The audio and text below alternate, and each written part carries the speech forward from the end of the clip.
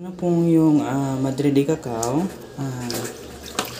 binabad ko na siya sa mainit na tubig. Tapos mix mo lang to para malabas yung mga katas niya. So DIY lang to siya. So ito yung gamitin mo. Tapos gamitin mo siya after mo banlaw, or pwede din ito yung ibanlaw mo na water para maalis yung mga rashes, mga balakubak, or any allergy ng aso mo. Yung yung amoy is sobrang tapang. Tapang siya, kaya hindi ko siya pinakuluan kasi nga sobrang tapang ng amoy. So once magamit mo na yung like for example yung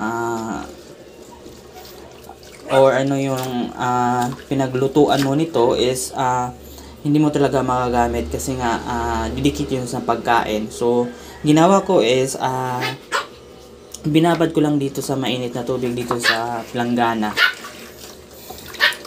Tapos piga-pigain mo lang siya.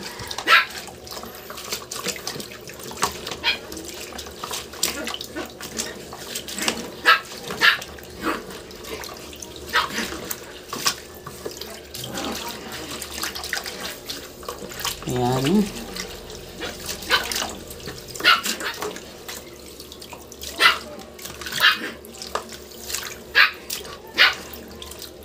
Ayan na siya. Green na yung niya, yung katas, yung tubig. Makikita mo, sobrang green na. So pwede na tong gamitin pangbanlaw sa aso mo. So yun lang.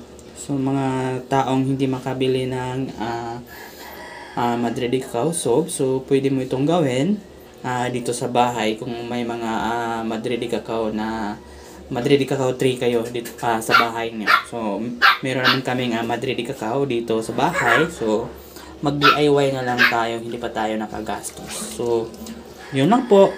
Thank you.